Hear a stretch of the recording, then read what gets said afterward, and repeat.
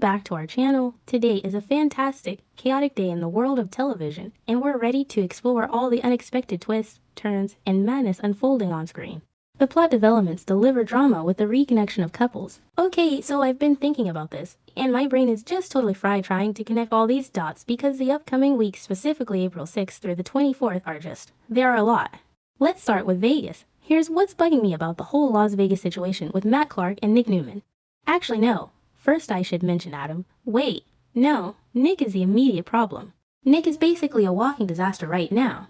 Like, he's spiraling so hard into this fentanyl addiction, and he thinks he has it all under control, but he doesn't. He bought drugs from that dealer, Justin, right? And Justin gave him a little something extra as a bonus. Probably doesn't matter, but I noticed Justin said sometimes you need a boost. What is the boost? Is it a stimulant? Is it something worse? The point is, Nick is taking this stuff while he's supposed to be hunting down Matt Clark. It's weird. Like, really weird. The whole thing is just weird because Nick is usually the hero guy, the one who saves everyone, and now he's nodding off on the phone with Sharon and Chelsea. Wait, let me back up. The phone call. Nick was on the phone with Sharon and Chelsea, and he literally fell asleep mid-sentence because the drugs were hitting him so hard. And then he wakes up and lies to Adam about being exhausted from the gym. But here's the thing that is driving me absolutely crazy. Nick has the nerve to act like the moral police regarding Adam. Nick steps out of his room, high out of his mind on whatever Justin gave him, and he catches Adam kissing Reza Thompson. And Nick is all judgmental, asking Adam how far he's willing to go with this woman. I mean, Nick, buddy, you are literally hallucinating in a Vegas hotel room while a psychopath is hunting you. Maybe focus on yourself. But then again, that doesn't explain why Adam is actually leaning into it. Okay, I know I just said the opposite, but hear me out. Adam is actually being super reckless too. Reza is totally testing his boundaries. She puts her arms around his neck, suggests they have a private celebration in the bedroom if things go well, and Adam just agrees and kisses her. It's like the spider persona is taking over his brain entirely. He's betraying Chelsea Lawson, and he doesn't even seem to care in the moment. Which brings me to the week of April 13th to 17th. The spoilers say Chelsea might take matters into her own hands and fly to Las Vegas. Can you imagine? Chelsea walking into that hotel room. What if she catches them? I think it was episode 12 or 13. Somewhere around there, where Chelsea was already getting super paranoid about Adam reverting to Spider. If she walks in and sees Reza and Adam, or even just sees the poker chips and the vibe, she is going to lose her mind. She doesn't want Spider back in her house around Connor. But wait, what if Chelsea's arrival actually ruins Matt Clark's trap? Or maybe not. I don't know, because Matt is setting up something huge. Matt is manipulating this whole thing. I am like 99% sure Matt orchestrated the drug deal with Justin. He wanted Nick to have that extra drug so Nick would be completely incapacitated when the final showdown happens. Matt is cornering Nick, and Nick is completely defenseless. It's going to be a disaster. But wait, what was I saying? Oh right, Genoa City. We have to talk about Genoa City because the Vegas mess isn't even the half of it. So back in GC, Patty Williams is running around causing absolute chaos. Patty is she's delusional. She honestly believes Jack Abbott wants her. She keeps taunting Diane Jenkins Abbott, telling Jack to admit that their night on the yacht was electrifying and that she rocked his world. I mean, Victor Newman literally kidnapped Jack, trapped him on an abandoned yacht, and unleashed Patty on him while he was drugged. It's so dark. But Patty is spinning it like it was this grand romantic encounter. Diane has moved out. She's acting like an ice queen, and she won't even listen to Jack's apologies. Jack is desperate. Tracy is trying to tell Jack not to give up, but Patty is actively trying to stop Jack and Diane from reconciling. And the spoilers say Patty is going to find a new friend or ally to help her. Who could the ally be? Here's my theory, and I might be completely off base here. But what about Audra Charles? Audra is so bored right now. Like, basically, she was just reminiscing with Noah Newman at Crimson Lights, and they were holding hands talking about her miscarriage, which was super emotional. But then Sienna Bacall walks in, gets insanely jealous, and aggressively kisses Noah just to mark her territory. Plus, Holden Novak yelled at Audra because Sienna knows some dark secret about what Holden and Audra did in Los Angeles. So Audra is just floating around, causing trouble, teasing Kyle Abbott about his parents' divorce. What if she teams up with Patty, a mutually beneficial alliance? Audra gets to cause corporate or personal chaos, and Patty gets Jack. I mean, not exactly, but kind of. It would be a wild team-up. Okay, wait. I need to talk about Holden Novak, because this is the biggest thing happening between April 6th and 10th. Malcolm Winters and Dr. Stephanie Simmons are coming back to town. They have this reunion at Crimson Lights, and Stephanie is talking about how Drew and Olivia used to try to set them up back in the day, and then boom, the massive secret drops. Holden Novak is their biological son. Stephanie was pregnant when she left Genoa City decades ago. Holden is Lily Winder's half-brother. My jaw actually dropped when I connected these dots.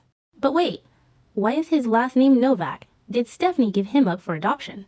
Or did she raise him and lie about who his father was? If she lied, that explains why Holden is going to be so incredibly furious. The spoilers say Holden is going to completely reject Malcolm and Stephanie. He wants absolutely nothing to do with them, which makes sense, right? Holden is this super protective, honest guy. We just saw him reject Kane Ashby's massive payout because Kane wanted him to manipulate Claire Newman for intel on Victor. Holden looked at that money, looked at Kane, and said no. Then he went straight to Claire at Society and confessed the whole plot to her. Claire was shocked, but she loved how protective he was. Holden values honesty, so to find out his entire life is a lie, that his parents are these strangers who just flew into town. Yeah, he's going to snap. He's going to push them away, and Malcolm and Stephanie are going to leave town shortly after. But here's where Lily comes in. Lily is going to step up. Which is wild because Lily is currently drowning in her own massive family crisis. Devin Hamilton just went absolutely nuclear on her for faking her own kidnapping with Victor to extort Kane. Devin was screaming at her. Nate Hastings just stood there and let it happen. And Phyllis Summers is breathing down her neck at the GCAC. Lily is isolated. She has no body. So when she finds out she has a new half-brother, she's going to latch onto Holden like a life raft. She's going to make it her personal mission to soften Holden up. She's going to try to bridge the gap between him and Malcolm before Malcolm and Stephanie return later in the month. It's actually a really beautiful parallel. Lily ruined her relationship with her kids Charlie and Maddie and Kane by lying, so now she's trying to fix Holden's relationship with his parents to redeem herself. Speaking of Kane, Kane is at a huge crossroads. He is so devastated by Lily's betrayal. He literally thought his family was going to die, and Lily orchestrated the whole thing just to get Chancellor Industries. Kane warned Victor. He tried to hire Holden. He's on a warpath. But the notes say that no matter how angry Kane is, it can't last forever. Deep down, he still loves Lily. And honestly, seeing Lily deal with this massive Holden-Malcolm family crisis might be the thing that softens him. Kane is a family man. If he sees Lily struggling to hold her fractured family together, trying to help Holden, Kane might realize that holding on to this anger is just destroying them all. The spoilers say a thaw is coming for Kane and Lily sooner than we think. I really hope so, because they have been through too much. Though I still don't know how you forgive someone for faking a kidnapping. It's a lot to get past. Wait, I completely forgot about Billy and Sally. What was I saying earlier? Oh, right, the timeline. Around April 20th to 24th, Billy Abbott and Sally Spector are coming back from their trip to London. Sally pushed Billy to go to London to make amends with Jill Abbott because Jill has been having all these health issues. It looks like the trip is a huge success. Billy is going to fix his relationship with his mom, and Sally is going to be thrilled. But the trip does something else. It makes Billy realize how much he needs Sally. Like, they had that brief breakup recently, and Billy was terrified of losing her. Now they are in London, feeling all romantic and grateful, and they are going to start talking about their future. The spoilers are heavily hinting at an engagement. Are Billy and Sally going to get married? Billy is talking about his dreams for the future, planning next steps. I could totally see him proposing in London, or right when they get back to Genoa City, but is he rushing it? He just left Chancellor Industries. He's kind of unworried, and maybe he's clinging to Sally because she's the only stable thing in his life right now. But then again, Sally has been a really good influence on him. She got him to talk to Jill. She's keeping him grounded. Maybe they are actually ready for this. It's just so much to process. Nick is going to overdose or get killed by Matt. Adam is going to destroy his relationship with Chelsea over Riza. Patty is going to ruin Jack's life forever unless Audrey gets involved. Holden is screaming at Malcolm and Stephanie while Lily tries to play peacemaker to distract herself from Devin hating her. And Billy is out here ring shopping in London. My brain is literally spinning. I need to go back and rewatch the promo for next week because I feel like I missed something about Justin the drug dealer. Was he wearing a Newman Enterprises hat? No, I am making that up. I need sleep. But seriously, April is going to be one of the most insane months on the show in a long time, and I am here for every single messy second of it.